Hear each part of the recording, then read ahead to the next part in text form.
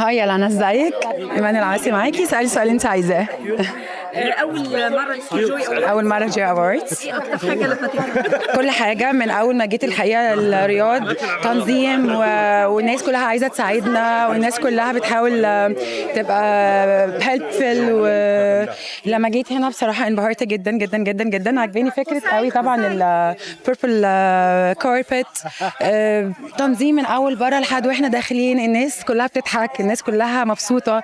انتوا كمان بتدوا فايب حلوه قوي. فالفايبس كلها يعني اوفر اول مبهره الحقيقه جدا جدا. يعني بتخلي الواحد كده مبسوط وهادي، وانا عاده ما بقاش هادي على طول متوتره، فاهمه؟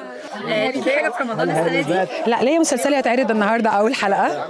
عندي مسلسلي النهارده هيتعرض اسمة العدل، هيخلص 17 فب اللي جاي ده، قبل رمضان بيوم ان شاء الله. عندي مسلسل بعد رمضان. إيه أكتر حاجة you're looking forward إنك تشوفيها طيب؟ متحمسه جدا اعرف مين هياخد الجوائز. بحب الفرحه بتاعت اللي هيكسب. عايزه اشوف المهرجان من جوه، الحفله نفسها، اشوف ناس، اشوف زمايلي، اشوف افلام. يعني كل ده انا متحمسه جدا ان انا اشوفه.